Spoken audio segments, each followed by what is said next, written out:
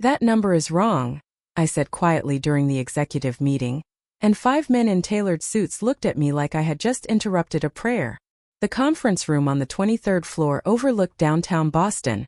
All gray winter sky and glass towers disappearing into freezing rain. Usually I liked the view from up there. It reminded me how far I had climbed after 11 years inside a company that never quite knew what to do with women like me.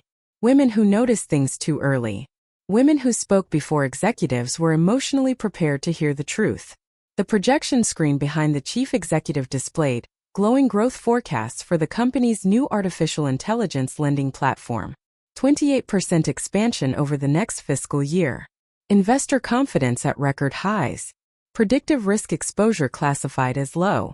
Everyone around the table nodded along while expensive watches flashed beneath recessed lighting and assistants typed notes that would eventually become polished talking points for shareholders. Then my slide appeared.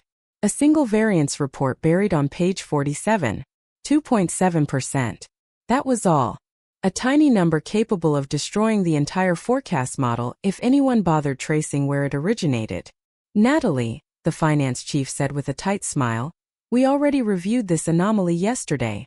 Anomaly. That was the word they used when data became inconvenient.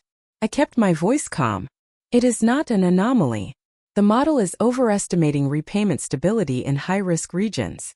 If default rates move even slightly, the projections collapse. Silence settled across the room for half a second before the chief executive leaned back in his chair and laughed softly. Not loudly. Worse. Politely.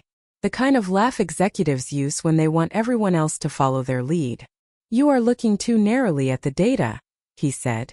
That is the problem with analysts sometimes. You miss the larger vision. Around the table, a few people smiled carefully without meeting my eyes. I recognized that expression. Relief.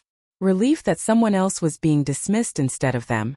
Outside the windows, rain streaked against the glass while traffic crawled below through downtown Boston.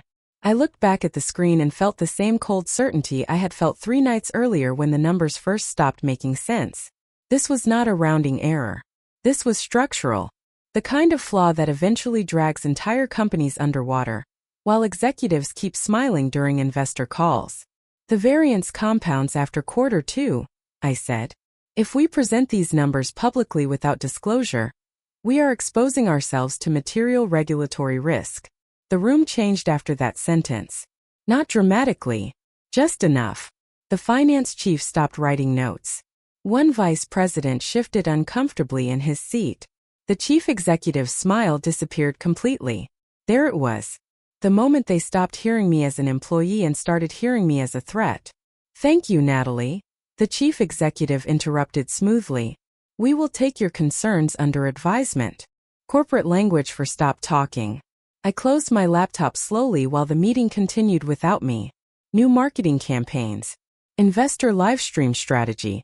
Public messaging about innovation and ethical lending. Nobody mentioned the forecast issue again. But I noticed something else while they spoke. The junior analyst sitting near the back of the room had my original report open on his screen. Not the revised version leadership approved. Meaning, by 5 o'clock that afternoon, my access to the forecasting model had been revoked. No email explanation. No meeting request. Just a silent notification telling me I no longer had permission to view the system I helped build over 11 years. I sat alone in my office staring at the screen while employees laughed somewhere down the hallway about drinks after work. Then my desk phone rang. Human resources. Natalie, the woman said carefully. We need to schedule a conversation first thing tomorrow morning. I looked out across the rain-soaked skyline of Boston and suddenly realized the company was not afraid that I was wrong. They were afraid that I was right. I barely slept that night. Rain tapped against my apartment windows until almost dawn, the kind of cold Boston rain that makes the whole city feel exhausted. Around 2 in the morning I got out of bed and opened my laptop at the kitchen table, more out of instinct than purpose. My company credentials no longer worked, but I still had copies of the original variance report stored legally on my personal archive drive. 11 years in risk analysis teaches you one important lesson very quickly. Never trust a corporation to preserve inconvenient truth. The glow from the laptop reflected across my kitchen, while the coffee maker hummed quietly beside me. I reread every line of the report slowly. Repayment instability, regional exposure concentration, artificial inflation of consumer confidence assumptions. None of it looked emotional or dramatic on paper. That was the terrifying part.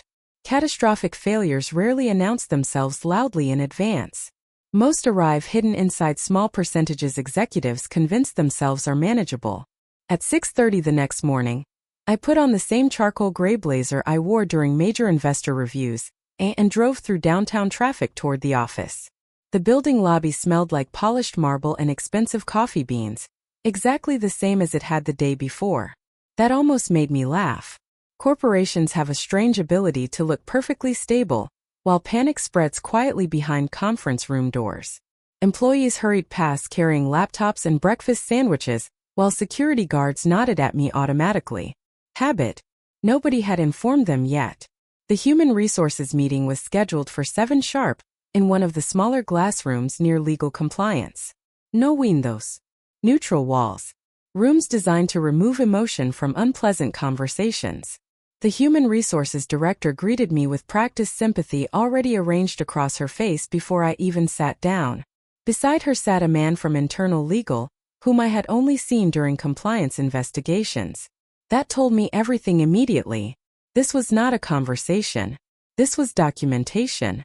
Natalie, the director began carefully, folding her hands together on the table. Leadership has concerns regarding your recent conduct surrounding the forecasting presentation. Conduct. Not data accuracy. Not regulatory exposure. Conduct. I sat quietly while she continued reading from prepared notes about collaboration issues and communication tone. Somewhere outside the glass walls, employees moved through the hallway pretending not to notice. I recognized several faces slowing down slightly as they passed. Office curiosity always travels faster than official announcements. Your repeated escalation of unverified concerns created unnecessary instability before an important investor initiative, the legal representative added. Unverified. I almost asked if they had actually read the model outputs themselves, but I already knew the answer. They had not wanted verification. They had wanted silence. The human resources director slid a folder across the table toward me. Severance terms. Non-disparagement agreement. Immediate termination effective today. 11 years reduced to 12 printed pages, and a temporary continuation of health benefits. I signed nothing. Instead, I closed the folder gently and stood up. Through the glass wall behind them, I noticed the junior analyst sitting at my old desk already using my forecasting dashboard. My desk plant was still there beside him. Even my coffee mug remained untouched near the monitor. It looked less like a transition and more like an erasure already in progress. Security will help coordinate retrieval of your personal belongings, the human resources director said softly as I reached the door. I nodded once without anger because suddenly something inside me felt strangely calm. They believed removing me from the building would remove the problem itself. But numbers do not disappear just because executives become uncomfortable hearing them. I carried my box through the lobby alone because I refused to let security walk beside me like I had stolen something. The calculations. A ceramic coffee mug with a chipped handle from my second year at the company.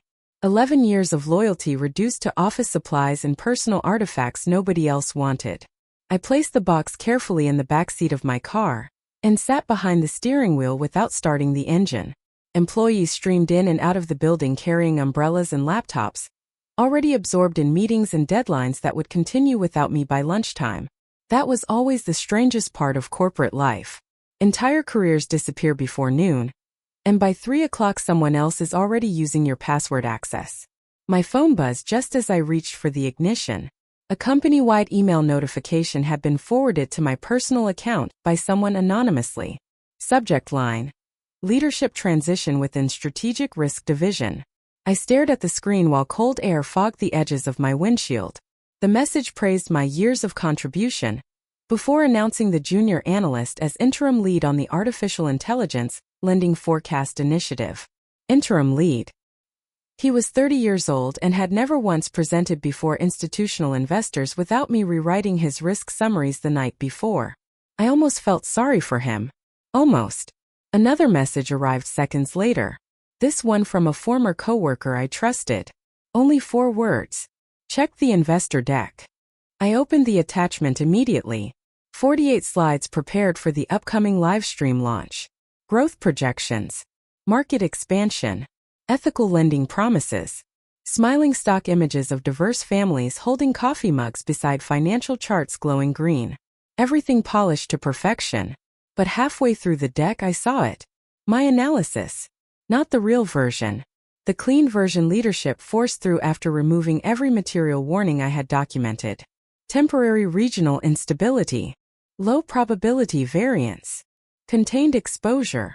Soft language designed to reassure investors long enough to survive the Livestream cycle. I kept scrolling until my chest tightened. Slide 32 still contained metadata attached to the forecasting notes. My metadata. Timestamped revisions. Internal comments.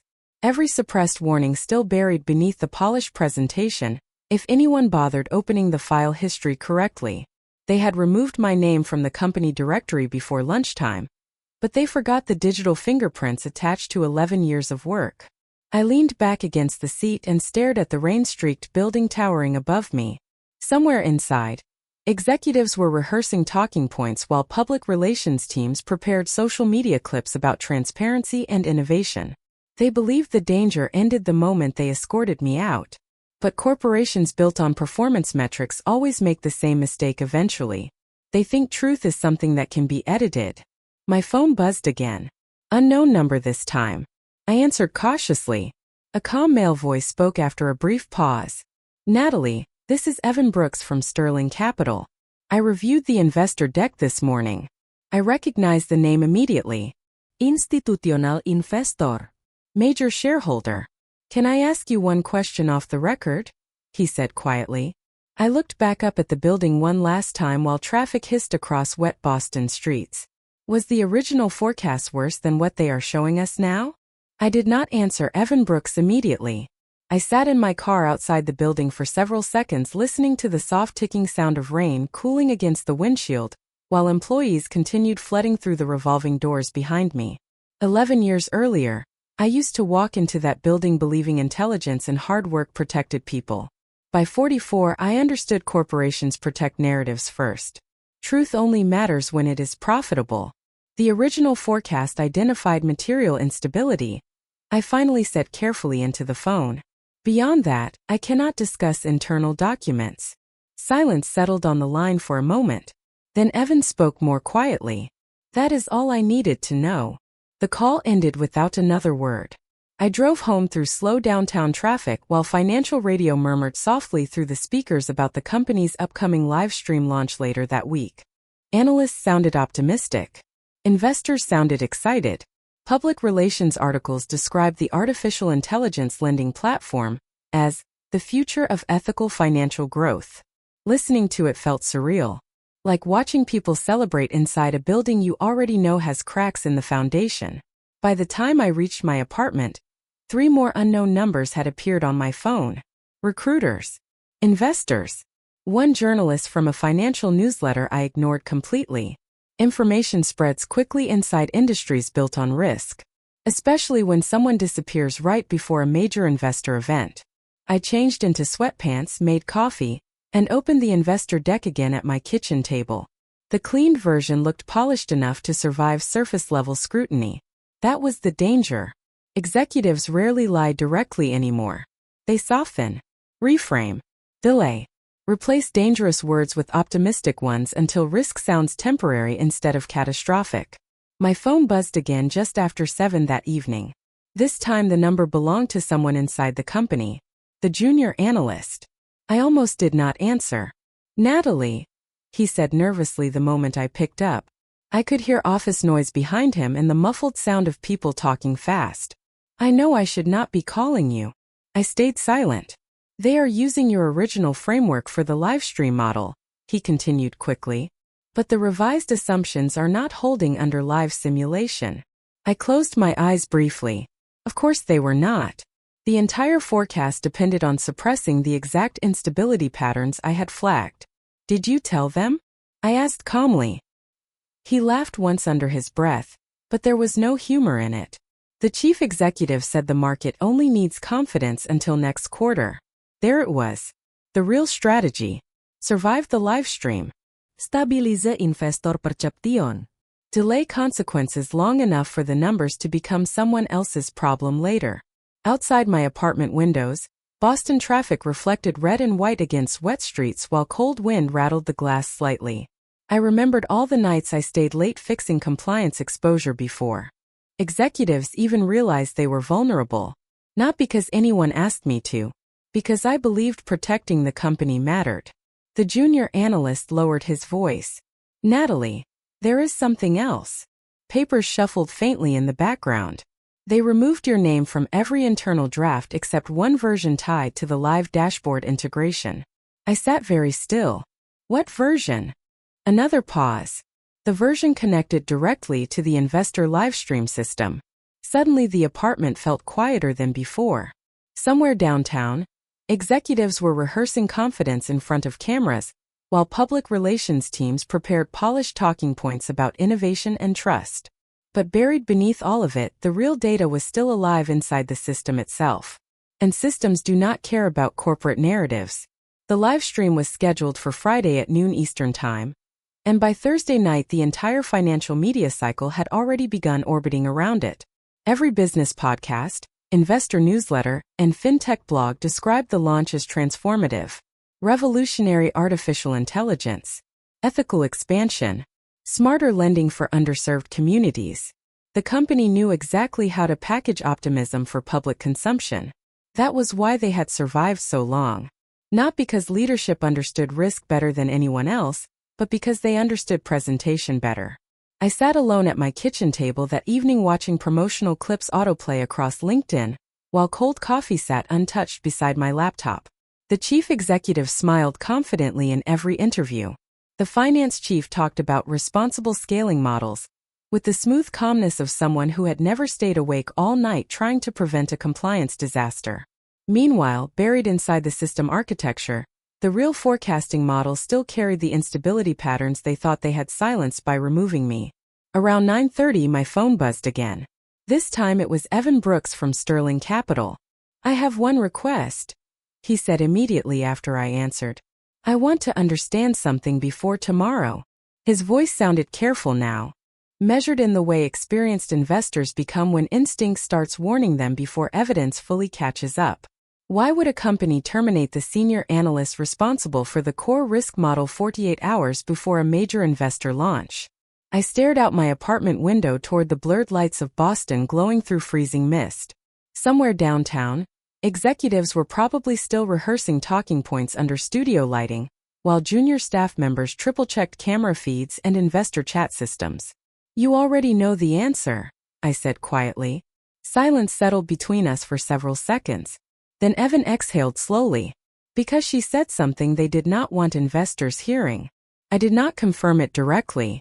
I did not need to. People who manage billions of dollars learn how to recognize fear inside corporate behavior very quickly. "Tomorrow during the live stream," Evan continued carefully, "I intend to ask a question regarding forecast variance assumptions." My grip tightened slightly around the phone. "That is your decision," I replied. "Just ask them to explain the regional stability model live, instead of summarizing it." Another pause. Then a low sound that almost resembled admiration. "You think they cannot?" "I think systems become dangerous when nobody inside leadership understands them anymore," I answered honestly.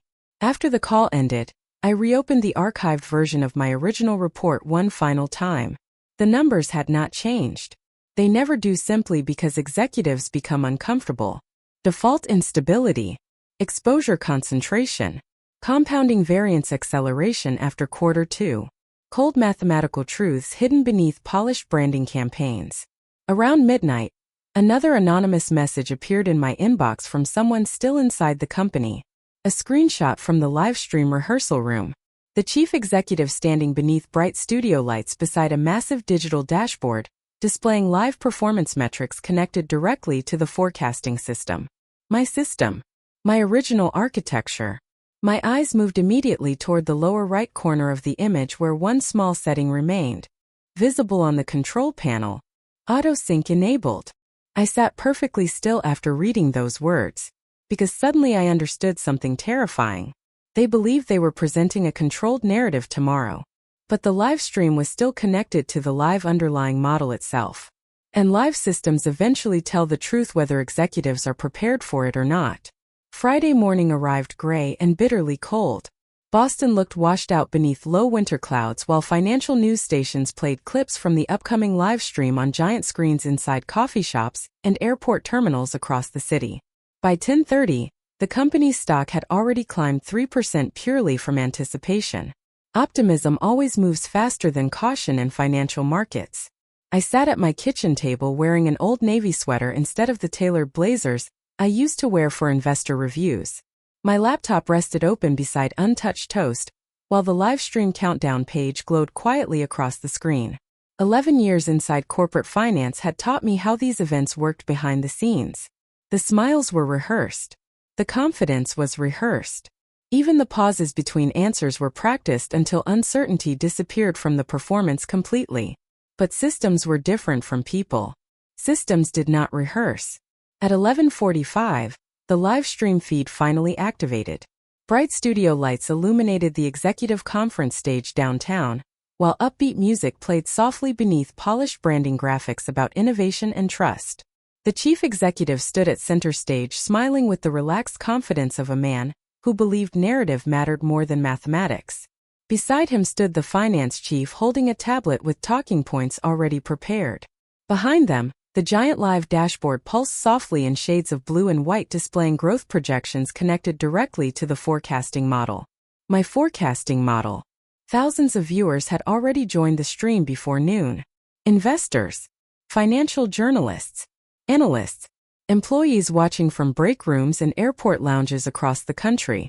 The live comment feed moved rapidly along the side of the screen while executives welcomed everyone to the future of responsible lending. I watched silently from my apartment while cold rain streaked the windows again outside. The chief executive moved smoothly through the presentation at first. Revenue growth, market confidence, artificial intelligence optimization, ethical scaling. Every phrase carefully polished until risk itself sounded exciting. The audience loved it. You could see it in the comment stream. Then just after 12:22, a new question appeared from Sterling Capital. Evan Brooks.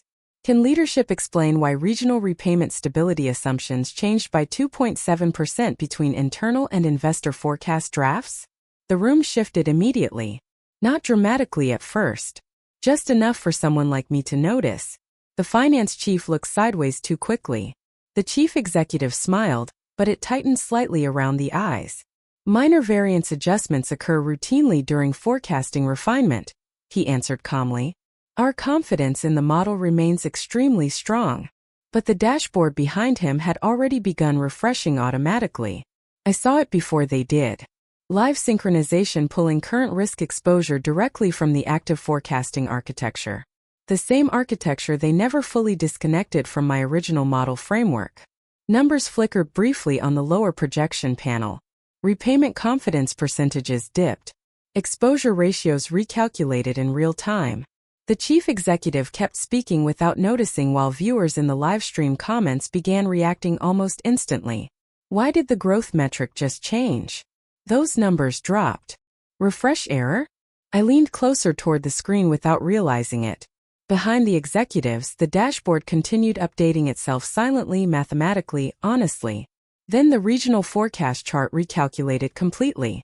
The projected growth curve dropped nearly 12% live on camera. For the first time all morning, the chief executive stopped talking mid-sentence. For 3 full seconds, nobody on the livestream moved. The chief executive stood frozen beneath the studio lights while the revised projection curve glowed behind him in sharp red percentages the audience was never supposed to see. The finance chief turned halfway toward the dashboard with the expression of someone watching a locked door slowly swing open on its own. Then the livestream comments exploded. Questions flooded the side panel faster than moderators could remove them. Why did the forecast change live? What numbers are those? Is this the actual risk model? I watched from my apartment without blinking while rain continued sliding softly down the windows behind me. 11 years building forecasting systems had taught me one unavoidable truth. Numbers eventually reveal whoever manipulated them. The chief executive recovered first. Executives survive by learning how to keep speaking, even while panic spreads underneath them. It appears we are experiencing a temporary synchronization issue, he said with a controlled smile that looked painfully thin now. Our technical team is correcting the display, but the dashboard continued refreshing automatically every few seconds. Exposure ratios shifted again. Regional default probabilities recalculated upward in real time. The growth projection dropped another 3% directly behind him, while thousands of viewers watched live. Someone off camera whispered something urgently, but the studio microphones were still active. Turn off autosync, a male voice hissed sharply. Then another voice answered in panic. We cannot disconnect it without killing the entire feed. The livestream comments accelerated even faster after that. Financial journalists began posting screenshots online before the company could react. Investor accounts started demanding explanations publicly. I opened a second monitor and watched the company's stock ticker begin sliding downward minute by minute. Not collapsing. Not yet. But enough to make everyone inside that studio understand this was no longer containable. The chief executive kept trying to push forward through the presentation, but confidence has a different sound once fear enters a person's voice. As you can see, he said carefully, our long-term outlook remains strong despite temporary recalibration events. Recalibration events. Corporate language always becomes strangely poetic when disaster arrives live on camera. Then Evan Brooks appeared again in the question queue. Can leadership confirm whether these are the same regional instability concerns raised internally last week? Silence. Real silence this time. The kind no media training prepares executives to survive. The chief executive looked briefly toward the finance chief. The finance chief looked toward someone off stage. Nobody answered quickly enough. And that hesitation told investors everything. I sat very still at my kitchen table while Boston traffic moved below my apartment in blurred lines of white headlights in freezing rain. Across the livestream, the dashboard refreshed once more, and a hidden annotation panel flickered open accidentally beneath the live model feed. My name appeared clearly in the lower corner metadata. Natalie Mercer. Senior Risk Analyst. Original variance escalation report attached. Thousands of people saw it simultaneously. The livestream comments slowed almost instantly after that, as if the audience collectively understood what they were looking at. Someone had warned them. Someone inside the company had seen this coming before the cameras ever turned on. The chief executive stared at the screen behind him for one terrible second too long. Then quietly, almost without thinking, he said the words that destroyed the company more than the numbers ever could. Natalie's analysis was preliminary. I closed my eyes briefly after hearing my name spoken aloud on that stage because suddenly the entire lie had collapsed under its own weight. They had fired the person who warned them. And now the cameras had heard it too. The live stream ended 12 minutes earlier than scheduled. Not because anyone officially stopped it, but because the entire presentation dissolved into confusion too visible to hide anymore. By 1:15 that afternoon, clips of the dashboard recalculating live were already spreading across financial media accounts and investor forums. Screenshots of my name attached to the metadata appeared. Everywhere. Senior risk analysts warned company before live stream failure. Internal forecasts concerns suppressed. Executive team questioned during live investor event. The headlines multiplied faster than public relations teams could contain them. I sat quietly at my kitchen table watching the company's stock continue sliding downward in real time, while cold gray light filled the apartment around me. Not a crash. Not dramatic enough for television. Just steady erosion. The kind that terrifies executives more because it means confidence is draining slowly instead of emotionally. My phone did not stop vibrating for almost an hour. Recruiters. Journalists. Former coworkers. One voicemail from the junior analyst sounding close to panic. They are locking down access to everything, he whispered. Legal is interviewing people floor by floor. I deleted the message without responding. There was nothing left for me to fix inside that building anymore. Around 2 o'clock, the chief executive finally released a public statement across LinkedIn and financial press channels. Recent dashboard discrepancies reflected preliminary analytical scenarios, not intended for external interpretation. Preliminary. The same word again. But this time the internet had already seen too much. Investors were reposting screenshots of the metadata showing timestamped revisions connected directly to my archived variance reports. One financial journalist even highlighted the exact sequence of edits, removing the phrase, material regulatory exposure, from the investor deck 2 days before the live stream. That detail spread quickly, because investors forgive uncertainty sometimes. They do not forgive concealment. Outside my apartment windows, Boston traffic moved slowly beneath freezing rain while helicopters circled somewhere downtown near the financial district. The city looked the same as it always had. Cold, efficient, indifferent. But inside executive conference rooms across the city, people were already talking about what happened.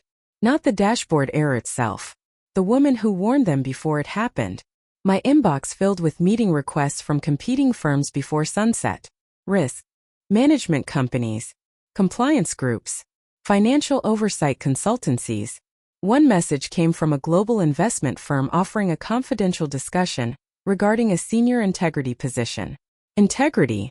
Funny how corporations suddenly rediscover the value of integrity after public embarrassment costs them millions.